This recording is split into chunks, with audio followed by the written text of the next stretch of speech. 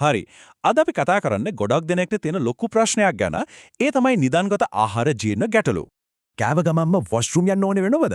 ඇත්තටම මේක ගොඩක් දෙනෙක් දවස ගානේ විඳවන හරිම කරදරකාරී අත්දැකීමක්.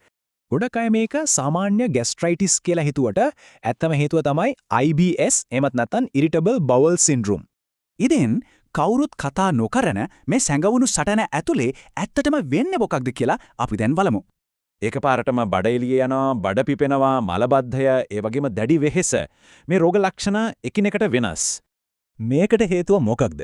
මේක නවීන වෛද්‍ය විද්‍යාවෙන් වගේම සාම්ප්‍රදායික ආයුර්වේදයනුත් දකින්නේ කොහොමද කියලා අපි තේරුම් ගමු. ඉංග්‍රීසි බෙහෙත් වලින් මේකට IBS කිව්වට ආයුර්වේදයේ මේ විදිහට පද්ධතිය දුර්වල වෙන එක හඳුන්වන්නේ ග්‍රහණී රෝගය කියලයි. හැබැයි මේ ක්‍රම දෙකම පිළිගන්නවා. ඇඟ ඇතුලේ වෙන අසමතුලිතතා වගේම මානසික ආතතියත් ජීර්ණයට කෙලින්ම බලපානවා කියලා. අපේ ඇඟේ තියෙන ජීර්ණ ගින්න දුර්වල වුණාම ඇඟේ ඇතුලේ විෂ හැදිලා තමයි මේ සේරම අපහසුතාව ඇති වෙන්නේ.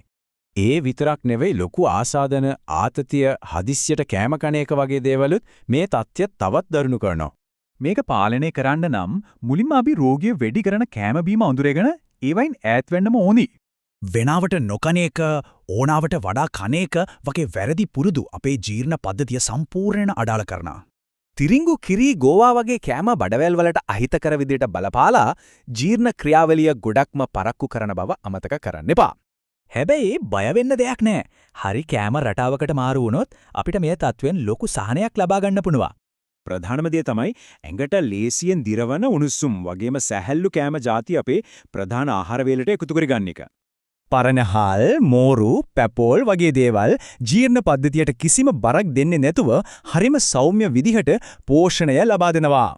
ඉඟුරු, දුරු වගේ කුළුබඩු කැමට එකතු කරාම නිවිලා තියෙන ජීර්ණ ගින්න ආයෙත් ඇවිලිලා බඩ පිපෙන එකත් අඩු වෙනවා.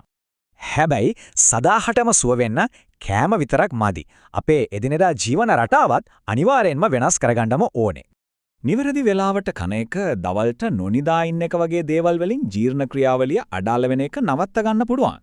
ඒ වගේම අපේ මොළයයි බඩවැලයි කෙලින්ම සම්බන්ධයි. ඒ නිසා යෝගා ව්‍යායාම වලින් මනස සංසුන් කරගන්න එක හරිම වැදගත්. ඉතින් මතක තියාගන්න අපේ කෑම තමයි අපේ හොඳම බෙහෙත. හරියට කෑවොත් මේ தত্ত্বය සම්පූර්ණයෙන්ම සුව කරගන්න අනිවාර්යෙන් පුළුවන්. එහෙනම් හිතලා බලන්න නිරෝගී ජීර්ණ පද්ධතියක් වෙනුවෙන් අද ඉඳන්ම අපිට පටන් ගන්න පුළුවන් පොඩිම වෙනස මොකක්ද කියලා.